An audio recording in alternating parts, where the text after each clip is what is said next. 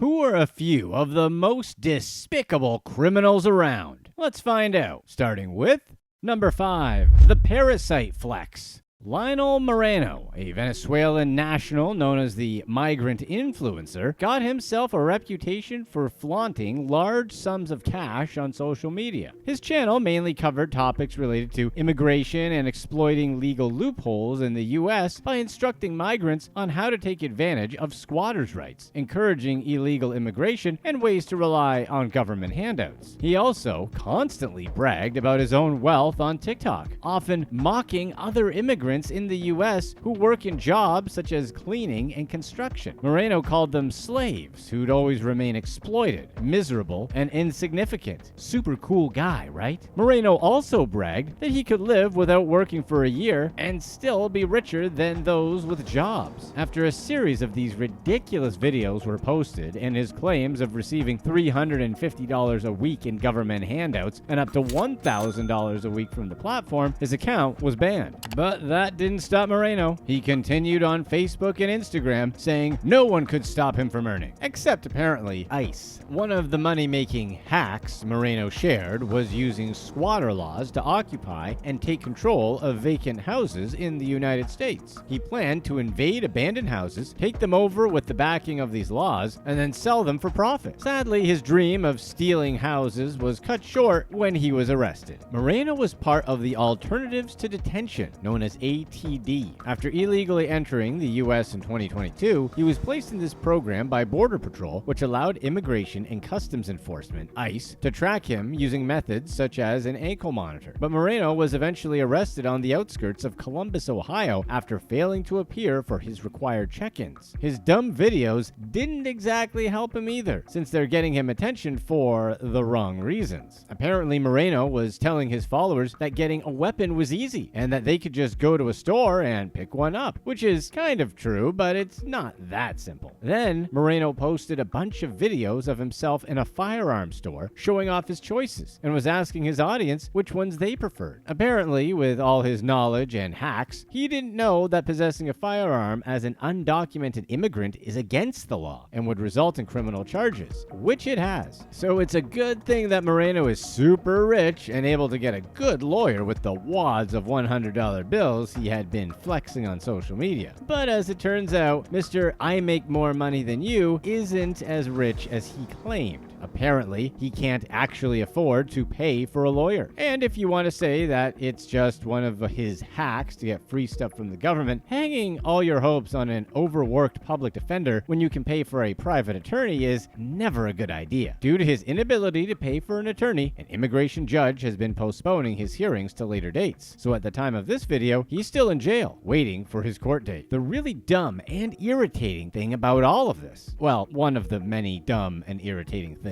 is that regardless of your views on immigration, we can all agree that there are a lot of issues that need to be addressed. So guys like this, who openly mock the laws of the country he wants to live in, not only hurts his case, but hurts the cases of people trying to live in the US the right way.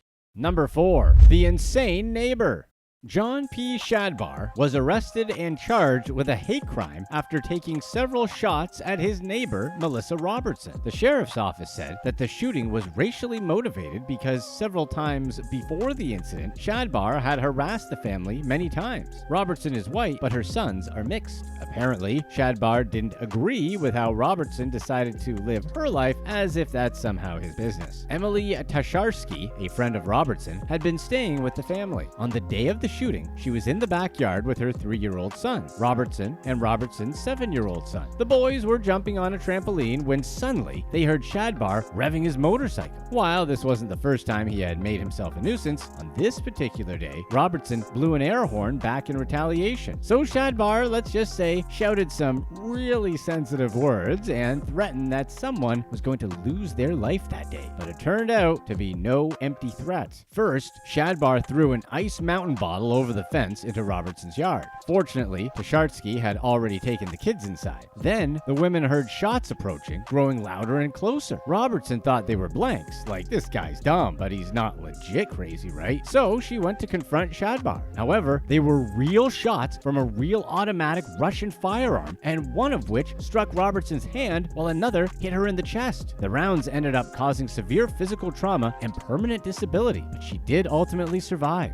Neighbors reported that Robertson and Shadbar had a history of hostility. One neighbor heard the shots and saw Shadbar with his firearm on Robertson's property, shooting into her house and backyard. The witness then started recording and captured Shadbar breaking a window at Robertson's house. Another one confirmed this animosity and recorded Shadbar looking into Robertson's yard before popping off some shots in her direction. About a month before the incident, Shadbar had thrown an M80 type firework over the fence into Robertson's yard. He would also point his firearm at members of the family, and occasionally he would fire down his driveway, claiming he was shooting coyotes in the woods. A report was filed and the police were called, but it was no surprise that nothing was done about it. McKeel Johnson, the victim's stepson, was devastated by the ordeal because if it hadn't escalated to the point where someone was critically injured, he felt that the police would have continued to sweep it under the rug. Thankfully, after the incident, Shadbar was finally arrested and at the time of this video is in custody awaiting his court date. Number 3. Elderly targets. David Chambers scammed an elderly woman of her precious jewelry and all the money in her bank accounts. The unnamed 81-year-old UK citizen thought of Chambers like a son and had taken him into her home rent-free because she felt sorry for him. Chambers had lost his job and his marriage had completely fallen apart, so he was pretty down on his luck. Little did this kind-hearted woman know that she was actually opening her home to a scammer. Chambers' track record shows that the elderly are usually his preferred targets. This particular victim was obviously retired, and she met the fraudster around October of 2017. Because of his situation at the time, the joblessness and broken marriage, her motherly instincts kicked in and she invited him to live with her, paying for his food and loaning him money to get his life together. At one point, she gave him £5,000, which he said would be used for building materials for a roofing job that was supposed to earn him triple that amount. Only the job didn't exist. Another time, he told the woman that he got a job as a chauffeur but needed a new car, so she gave him £2,000 to get this car. But instead, Chambers set up a £26,000 finance agreement for a Mercedes in her name. And when the woman got sick and couldn't go shopping, she made the mistake of giving Chambers her bank cards to get groceries. So instead of getting groceries, he used the cards to buy various illegal items, including illegal substances. She eventually found out about the fraud when she went to her bank and discovered that there was no money left in any of her accounts. Everything had been cleared. After that, she realized the jewelry she had hidden in the room where Chambers stayed was also gone. In total, he stole about £32,000. So she got the police involved and Chambers was arrested. In 2022, Chambers and his lawyer convinced a judge to suspend his sentence due to the amount of time passing since his offense and because Chambers was undergoing rehabilitation. He had also managed to save £450 to compensate the victim. So the judge gave him a 23-month custodial sentence, suspended him for 2 years, and ordered him to pay £1,800 in compensation to the victim. But compared to the £32,000 he stole, we all know that £1,800 was more of a gesture than an actual punishment. Like when someone sends you just a birthday card, but there's no money in it. Sadly, in these situations, recovering the full amount lost is next to impossible. So at least she got something? As usual, this is a good reminder to keep an eye on your elderly loved ones. They need you to watch out for them because they're becoming a popular target. If you're enjoying this video, be sure to stay tuned right here to find out how she pretended to be a doctor in Africa. Number 2. The Sad London Tale. Oliver White, a watch dealer from the UK who had worked in an expensive store in London, tragically took his own life after 2 unarmed thieves stole £2.8 million worth of luxury watches. It was a regular Saturday at 24/7 Kettles, a shop specializing in luxury timepieces, and Oliver White thought that the 2 men who walked in were ordinary customers. CCTV footage showed the 2 men sitting across from White and chatting before one of the men suddenly grabbed him with both arms. The man restrained Oliver while his accomplice packed dozens of the high-value watches into his backpack and made a break for it. Oliver was unharmed, but his friends later explained that the robbery flipped him out pretty badly, since getting robbed like that is pretty traumatic. But it was worse after he found out that over £2 million in watches had been stolen. Oliver had explained that he wasn't sure how much insurance was going to cover from the robbery, if there was any insurance at all, and that he was worried that he'd be on the hook for it and lose everything he owned. He also feared his mother's house would be taken and worried about the financial impact the robbery would have on him and his family. When Oliver came home that night, he was so traumatized he was unable to speak. 24 hours later, he took his own life in his mother's home. 24/7 Kettles, the store where Oliver worked, took to social media to provide more information about the case. Apparently, the thieves had posed as clients for 3 days and waited for a moment when Oliver was alone in the store, meaning this was pretty well planned. They explained that Oliver should never have been alone in the store that Saturday and that many watches should never have been displayed, as per policy. But he was, and they were, which is where Oliver's question about who is going to take the blame came up. To top it all off, the security procedures at the store, alarms, panic buttons, and smoke screens, all failed to work. The thieves simply breezed in and out. Oliver White tragically left several people burdened by his passing. His friends, who spoke to the press, admitted that he had been scared and had taken the robbery very personally. His mom and stepdad were equally devastated, but most vocal of all was his girlfriend, Alana Dredge, with whom he had been in a 6-year relationship. Dredge took to social media to express her feelings and shared their last photo together, which was taken only 2 weeks before Oliver's passing. She promised to love him forever and said she was going to buy the house they had planned to buy together. The robbery clearly wasn't Oliver's fault, and it's sad that it affected him on such a deep level. Ending everything is never the answer, because as long as you're alive, things can always get better. Number 1. Paging Dr. Extreme Weirdo. Joseph Clarence Cox, a dentist from Alabama, has been sentenced to 180 years in prison for mistreating his staff and patients. Cox's history of inappropriate contact, yeah, it's what you're thinking, dated back to 2012 when he owned a dental office in Fort Payne, Alabama. At that time, an employee got him in some trouble for smacking her bottom. He appealed the case to the circuit court and pleaded guilty to 3 counts of harassment. His license was suspended for 6 months, he was sentenced to probation, and he was fined $500. And despite the earlier punishment, which you'd think would have taught him a lesson, Joseph Clarence Cox's behavior didn't change. Fast forward to 2021, his behavior got worse. By then, he owned Gadsden Dental Clinic, where he continued his previous misconduct. Following a significant employee turnover from June of 2020 to April of 2021, the police grew suspicious, so they executed search warrants at his residence and clinic, and a week later, he was arrested. During Cox's trial, former employees testified that the high turnover at Gadsden Dental Clinic was a result of repeated incidents of inappropriate contact by Cox. A total of 8 former staff members and 3 patients testified, detailing many instances of that contact and inappropriate contact during dental treatments and regular work hours. Cox even sometimes subjected his patients to inappropriate contact while performing dental procedures on them, likely while they were sedated. His employees also told the jury that his behavior went beyond just touching to extreme, non-consensual acts. After far too many years of being a creep, Cox finally got what was coming to him. Following a week-long trial, he was convicted. The judge sentenced him for each charge separately and ordered that he serve the sentences consecutively because it wouldn't be justice for each victim if the sentences were concurrent. So, Cox ended up with 180 years, almost 2 centuries. While we're not particularly vengeful here, we're not going to be feeling too bad for him with the life he's about to start living. Here's a story about saving a girl from the blog of Renee Bach, an American missionary in Uganda, attempting to save a child. Quote, "I hooked the baby up to oxygen and got to work. As I took her temperature, started an IV, checked her blood sugar, tested for malaria, and looked at her HB count. I was attempting to diagnose the many problems that could potentially be at hand. After doing a search for blood around Gingertown, we found her type, and it was a match. We started the transfusion. The only problem is the fact that Renee Bach is not a doctor. Renee Bach isn't even a nurse.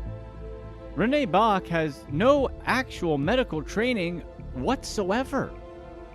She's self-taught, and her missionary center, serving his children, known locally as SHC, has been accused of being responsible for the demise of hundreds of kids.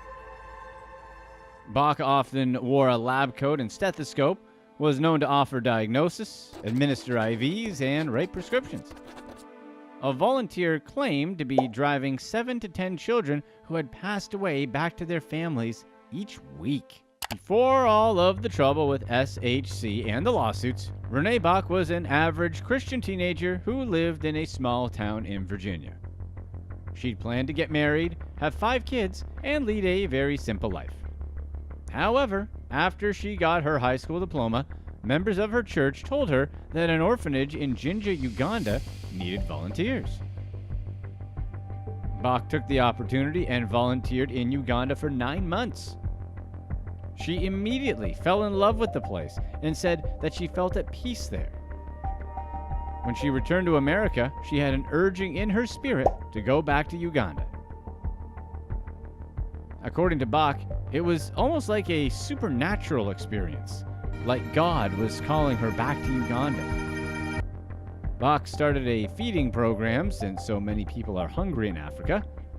She raised money through her church and started a free lunch program. The program was held 2 days per week, and Bach hired people to sort out the arrangements for cooking and cleaning. By the end of her first year, Bach was feeding thousands of people. Her program was a success, and Bach quickly became popular among the locals. Things were going great, but Renee wasn't completely satisfied. One day, Bach received a call from the local hospital. The hospital had some stable but malnourished kids that needed refeeding, and they believed that SHC could help. So Bach took the kids in and started feeding them. That was when she discovered exactly how endemic the problem of malnourishment was in Uganda. The free lunch program wasn't just enough, and Bach got the idea to provide more holistic support to the children and their parents. She believed that she could care for malnourished kids, hire nutritionists to educate their parents, and have their parents help out in the community garden as a form of payment. That way, she would be solving a present problem, preventing a future one from reoccurring, and also getting help in terms of labor from parents of sick children. Bach thought it was a brilliant plan and wrote about it in her blog. The response from locals to Bach's program was tremendous. She soon started getting referrals from hospitals far away. These hospitals realized that Bach had time and resources they didn't have, so they referred cases to her by the dozen. Bach was doing what God had called her to do, at least in her mind.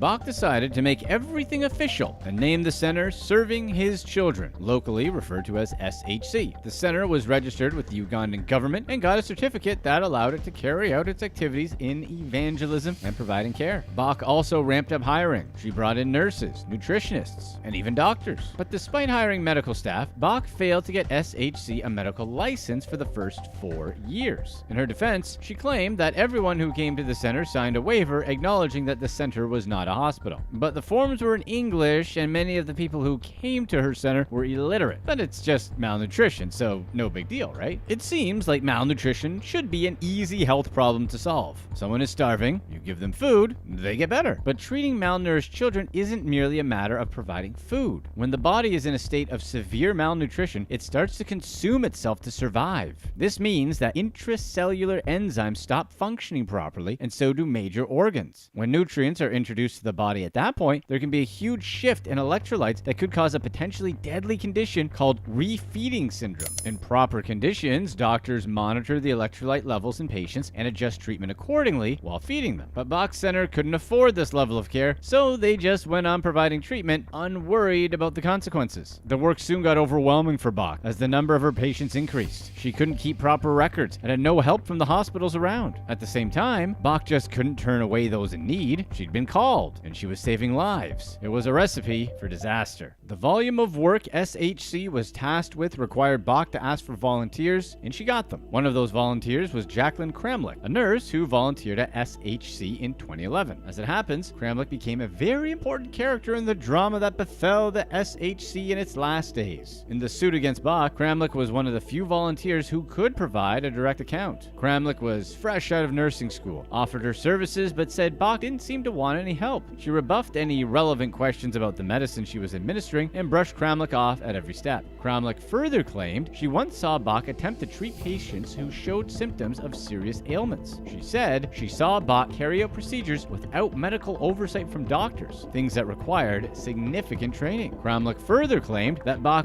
rarely followed universal precautions and guidelines, such as wearing gloves or washing hands while treating patients. Bach often said that Ugandan doctors had no idea what they were talking about. She felt that she was smarter than them because she had access to online resources. She must have assumed that doctors in Uganda didn't have access to Google or only their silly medical degrees. Cromlich also claimed that she saw Bach give a child with anemia a bottle of intravenous iron just to see what would happen. In the end, Cromlich decided that she'd seen enough and soon sent in her resignation. In her letter, she wrote that Bach was motivated and committed, but had no medical training and wasn't qualified to administer any treatment. She wrote that it was irresponsible for someone like Bach to be supervising a center like SHC. Finally, she said that she quit because the entire environment was simply too unethical for her to remain. Cromlich moved back to the US in 2015 and might have forgotten the entire issue if she'd not confided in her friend Kelsey Nielsen, an American social worker. Nielsen started the influential media program No White Saviors just 3 years later. No White Saviors would eventually become the campaign that blew the lid off Bach's entire operation. No White Saviors, or NSW, was an NGO, or non-governmental organization, started by Kelsey Nielsen and a Ugandan social worker. The goal of the NGO was to fight against white missionaries who came to Africa in a bid to help but ended up making things worse. Or at least that was what this NGO claimed to do. Right off the bat, Bach was NWS's primary target. Nielsen believed that Bach had done a lot of harm and got it in her mind to make sure she paid for it. Nielsen had actually worked as a volunteer in the same town as SHC, so she was familiar with Bach. In fact, in a blog post, she argued that she initially admired Bach and wanted to be like her. At the same time, she said she felt a little envious of Bach's status. However, Nielsen quickly became disillusioned about the quality of care Bach was offering to the children she treated. One kid had passed of a heart attack when he was in care of the center Nielsen worked at. Before coming to Nielsen Center, the child had been severely malnourished. The child was then referred to SHC, where Bach and her staff did all they could to nurse the child back to health. Once the child was healthy again, he was sent on his way. However, he soon became malnourished again. This time, he was sent to Nielsen Center, where he eventually passed of a heart attack. This case bothered Nielsen so much because she believed that Bach was partly at fault. She claimed that assuming SHC had followed up on the case, the child wouldn't have deteriorated. After that case, Nielsen started to look more critically at the patients Bach was dealing with, and what she found horrified her. Nielsen discovered that Bach loved hands-on medical care and wasn't a stranger to treating children. She also claimed that Bach often went to hospitals to get babies so that she could treat them. For her part, Bach said she discovered that a boy that SHC had treated was staying at Nielsen's charity organization. She got in touch with Nielsen and offered to send over the boy's medical records, but Nielsen failed to follow up. As the boy got sicker, he was diagnosed with heart problems. Nielsen started raising money online for him, but Bach got in touch and said SHC would cover the cost of his treatment. Bach said that she met Nielsen in person and handed over the money for treatment. According to Bach, Nielsen was somewhat cold after collecting the money. In the meantime, Nielsen announced that she'd met with a cardiologist and that the boy had been cured. That night, the child passed. Bach claims that since then, Nielsen has blamed her. When they got together to talk the matter out, Nielsen claimed that if the child had never been to SHC, he would still have been alive. For Nielsen, the reason was simple. If SHC had done longer follow-up care, they would have caught that the boy was getting worse. However, Bach claimed that SHC simply didn't have the resources for that sort of long-term follow-up work, and the drive to the boys' house from SHC was about 8 hours. To Bach, it was unreasonable to expect that level of follow-up care from SHC. Nielsen, on the other hand, believed it was necessary. She argued that SHC needed to hire more workers and provide longer care. So, that's exactly what Bach did. A week later, she hired an extra worker and increased aftercare from 3 months to 6 months. But that wasn't enough. While Cromlich claimed that she saw Bach setting IV lines, she eventually conceded that it wasn't anything serious. IV lines were easy to set, and Bach was quite good at doing them. However, she maintained that Bach was still doing some dangerous medical procedures. Cromlich further argued that she didn't realize how bad the situation was at SHC until she left. A nurse over at SHC had told her that Bach performed a major surgery that involves cutting the chest open. This claim, too, was eventually walked back. The nurse Cromlich claims to have heard the story from quickly quickly filed an affidavit in Bach's defense. She claimed that she'd never said anything of that nature to Cromlich. But Cromlich and Nielsen weren't the only ones who had interesting stories to tell about Bach. Samai Jolly Kabanakola worked as an agriculturalist at SHC for around 8 years. Samai said that during his time at the center, he discovered that Bach often encouraged mothers to leave hospitals and bring their children to SHC. Samai also said he assumed that Bach was a health worker because he'd seen her regularly wearing a clinical coat and a stethoscope. He also said that he'd seen her treating children daily. In response to Samai's claim, Bach argued that she'd never worn a clinical coat or misrepresented herself as a doctor. She also said that as an agriculturalist, Samai had limited access to the patients and workers at the center, so he could never have heard her encouraging mothers to do anything. Another volunteer, Charles Olweni, said that he'd worked as a gatekeeper at the program for 8 years. He said that Bach would often take blood, offer diagnosis, administer IVs, and write prescriptions. He also said he saw a lot of children pass, and that he often had to deliver the kids back to their families himself. But even those claims didn't hold up. According to Bach's records, the center treated over 1,000 kids and only about 119 children passed. It would be unlikely for Charles to have delivered 10 kids to their villages every week. Bach also said that Charles was dishonest, and the only reason he testified was because he'd been sacked. Unfortunately for Bach, her defenses couldn't save her when Cromlich eventually decided to report SHC to the Ugandan authorities. The district health officer promptly arrived at the center and shut it down because its operating license was no longer valid. The shutdown was an unmitigated disaster. The district officer only gave SHC 4 hours to move patients out of the center. This meant that Bach had to move children who were still on oxygen and others who were seriously ill. She complained to the officers that the kids could pass away, and he told her that was none of his business. 8 of those children passed away within 3 days. Then came the lawsuits. When it rains, it pours, and Bach's forecast was dark and stormy. The Women's Pro Bono Initiative eventually got a whiff of the accusations Bach was dealing with. In time, they found 2 cases they could use to file a lawsuit against her. The 2 lawsuits were on behalf of mothers who claimed that their children passed as a result of Bach's negligence. The lawsuit made strong claims about the culpability of Bach and SHC, but those claims also fell apart under scrutiny. The first case was about a young child named Twali Kafabi.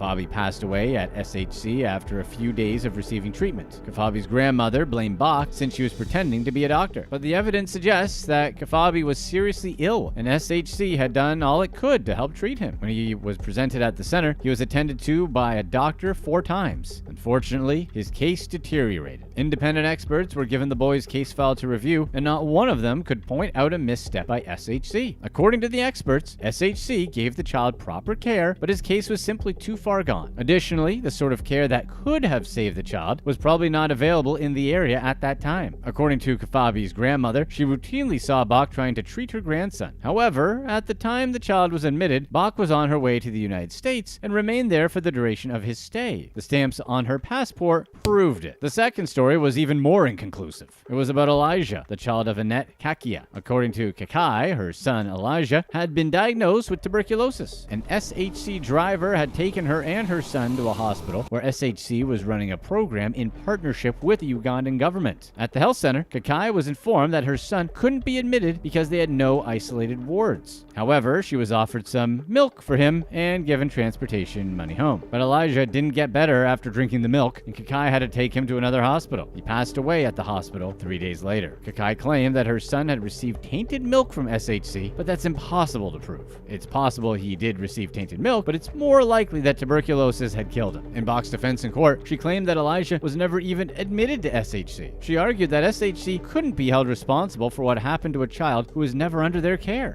Despite the very heavy accusations targeted at SHC, Ugandan government officials were convinced that the center was a net positive. Officials of the area, SHC, wrote a letter of recommendation allowing SHC to renew its license. However, the government didn't turn a blind eye to the accusations and lawsuits against SHC. The Ugandan government launched its own inquiry after learning about the lawsuits, and the Uganda Medical and Dental Practitioners Council looked extensively into the matter. The investigators finished their investigations and found no evidence evidence to support the claim that SHC caused the demise of a large number of children. Despite the many accusations coming from locals and volunteers, not everyone disliked Bach and SHC. The head of a local hospital, Abner Tegula, argued that Bach was simply trying to fill a gap that the government couldn't fill. In the end, he said that if he had the offer to work with Bach again, he would take it without a second thought. Another local supporter of Bach is the district health officer of the area, Gideon Wamasep. Aside from being the district health officer, he also worked with Bach to establish a feeding program. According to Gideon, all accusations that Bach treated patients were false. He said that he was the one who often saw patients, and Bach was the one who paid. All she wanted was to get good doctors who could work with her and deliver quality health care to patients. Gideon argued that Bach never had any interest in treating patients, nor did she attempt to. He said that the claim about thousands of kids passing at SHC was simply impossible. There couldn't be that many children in the district passing without causing an uproar. Investigations revealed that all wasn't quite right with Bach's accusers either. One of her biggest accusers, Semai Jolly Kwenbankola, the agriculturalist, proved himself to be a self-serving person who just wanted to shake Bach down. In an interview with a journalist, he revealed that one of his primary issues with Bach was that she fired him after he asked for a salary increase. Additionally, he was pushing for an out-of-court settlement with Bach, and it appeared that was all he was in the case for. He just wanted a slice of the money coming into SHC from donors. For doctors, malnutrition in children is one of the trickiest conditions to treat. In many cases, it's probably better to do nothing than to do something and possibly make matters worse. Children suffering from malnutrition are so fragile that something as basic as hydrating the child through an IV could trigger unfavorable reactions. This risk is the reason why Ugandan authorities only approve malnourishment treatment to be undertaken by high-level facilities and not just health centers. So it's possible that SHC may have been making matters worse. While Bach agrees that she might have made some mistakes, she insists that in many cases she had no choice. She often took the malnourished children to hospitals and they would turn her away, saying they didn't have the resources to give proper care. Bach recognized the situation, but she couldn't just hand the kids back to their parents and send them on their way. In her mind, some action was better than no action. Investigations into SHC revealed that the center had a mortality rate that was around 20% at one point. It eventually reduced that number to around 10%. According to experts at UNICEF, fatality rates that high were bad enough to raise certain red flags. In the end, Bach decided to settle the case out of court.